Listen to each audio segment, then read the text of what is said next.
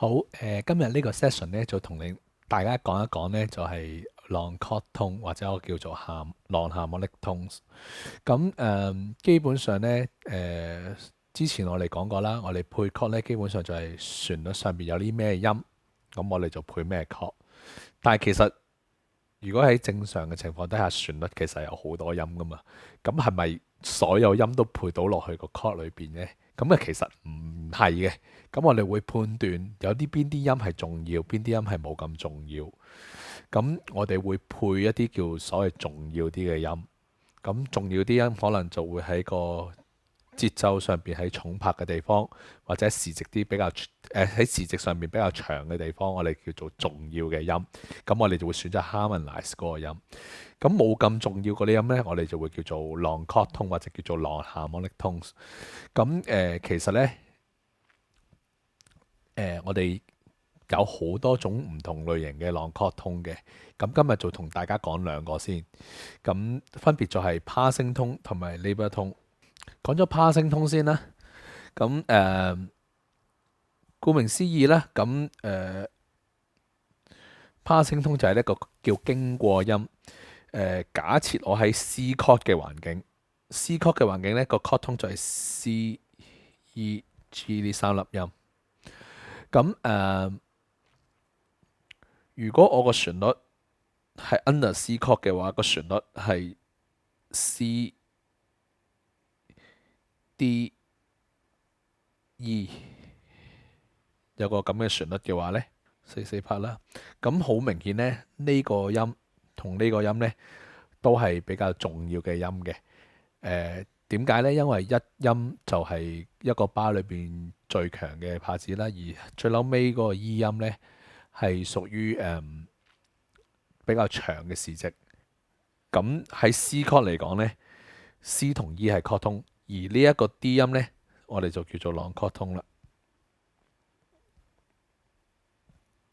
我哋叫做 long chord tone，而呢一種 long chord tone 呢，我哋就叫做 passing tone。passing tone 呢就係 stepwise 夾住喺兩個 chord tone 中間，同一個方向向一個方向行嘅。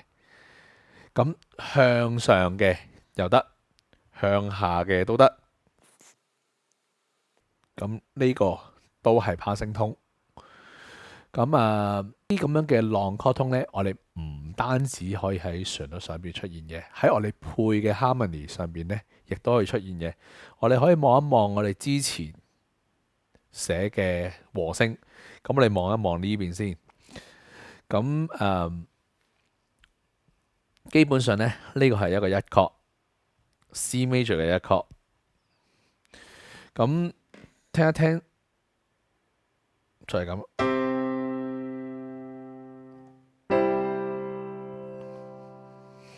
就係咁樣嘅。咁咁樣點樣可以令到我嗰個件事嘅積體或者叫做個 activity 動態會多啲呢？咁擺一個 long chord tone 喺我哋嘅和聲上邊呢，咁都可以做到一個比較多層次嘅效果嘅。譬如喺呢一度你見到 alto 嗰個 voice，第一個音係 G 音，第二個音係 E 音，其實佢哋係相距咗3度嘅。咁我哋就可以擺多一粒音喺中間啦。咁呢一個就係一個 passing tone。當然啦，喺一個四拍嘅情況底下呢，咁你擺多一粒音呢，即係前面個粒音就要少啲，變翻做一拍咁樣擺落嚟。咁你可以聽下個效果，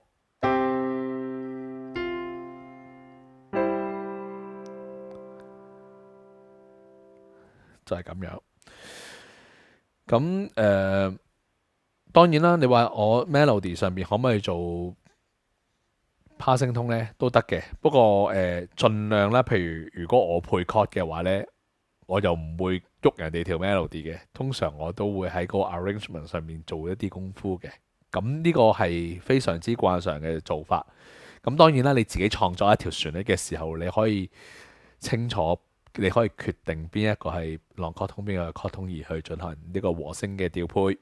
好，另外一個題目呢，嗱，頭先嗰個呢就兩個都係一 chord 啦。咁而家呢，呢個係一個 C minor 嘅情況，呢個係一個一 chord，呢個係一個5 chord。轉 chord 都可以落 passing tone 嘅。咁我哋可以揾到三度嘅地方啦，譬如喺 alto 嗰度會有三度嘅上行啦，tenor 亦都有三度嘅上行嘅。咁我哋可以試下加個 passing tone 喺呢度。如果呢個 C minor 呢 G 去 B，咁我如果照攝呢，就少粒 A 落去嘅。咁我哋將呢個時值變做一拍。不過呢，喺呢個情況底下呢，做心水清嘅同學呢，就會發現到一個問題嘅，因為呢，呢個音第一個音呢係 G 音，如果擺 scale 呢，呢個音呢係 A flat，A 係有 flat 嘅。咁呢一度呢係 B 嚟嘅。咁如果大家記得我哋以前學呢個 melodic minor 嘅時候呢，就講過啦，因為喺和聲上邊呢，我哋要升高咗七音，但係會導致六音同埋七音呢，就出現咗一個叫做 augmented second 嘅 interval。呢個係六音，呢個係 scale 嘅七音，會出現咗 augmented second 嘅 interval。所以如果你加 passing tone 落去呢啲咁樣嘅leading tone 嘅時候呢 approach leading tone 嘅時候呢，就要特別小心啦。咁解決嘅方法好簡單嘅啫，就係將呢粒音都 natural 埋去。咁呢，呢度就形成咗 melodic minor 嘅 melody。咁我哋聽一聽個效果。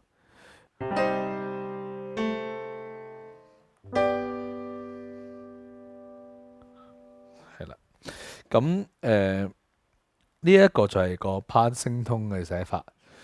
咁當然啦，如果你中意嘅，可以雙重 passing tone，上邊變成。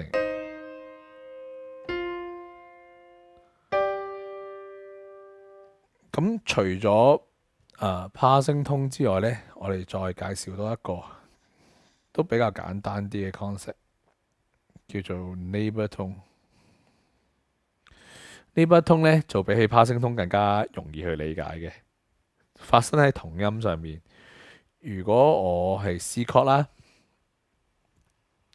咁有個 melody 係 C 音，又走返去 C 音嘅話呢，我可以選擇加個 neighbor tone，就係 C、D、C 或者 C、B、C。咁呢個同呢個都係 neighbor tone，我哋會有個簡寫 NT。咁頭先 passing tone 個簡寫都寫埋俾大家睇一睇。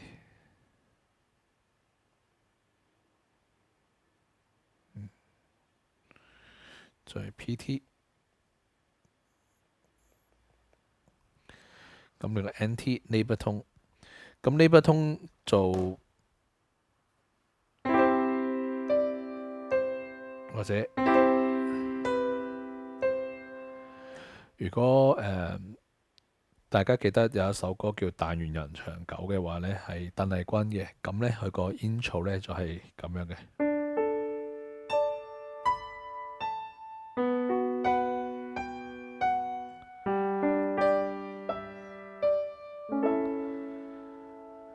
咁佢成個旋律個 introduction 個旋律呢，就係用幾個 neighbor tone 去結構出嚟嘅。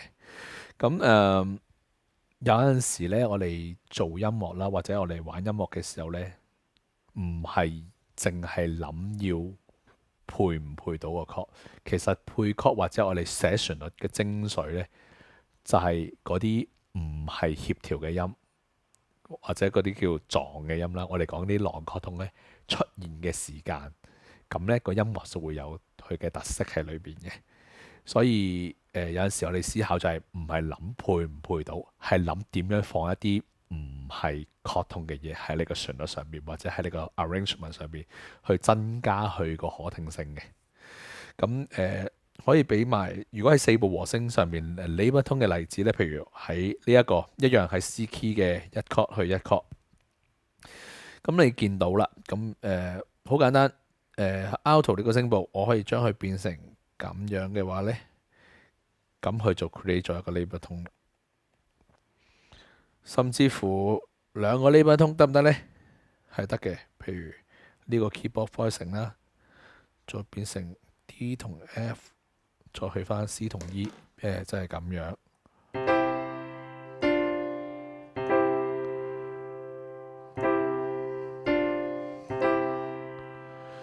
咁就可以多多採用。當你寫和聲嘅時候，你會發現到，當然啦，你可以選擇用或者唔用嘅，冇話一定要用或者一定要唔使用嘅。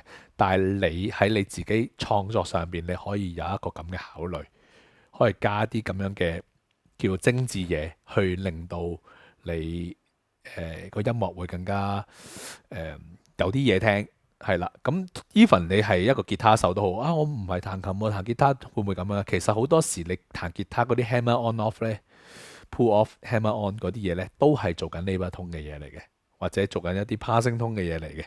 咁大家可以 explore 下多啲呢啲咁樣嘅 long chord tone。咁我哋今日就講到呢一度，拜拜。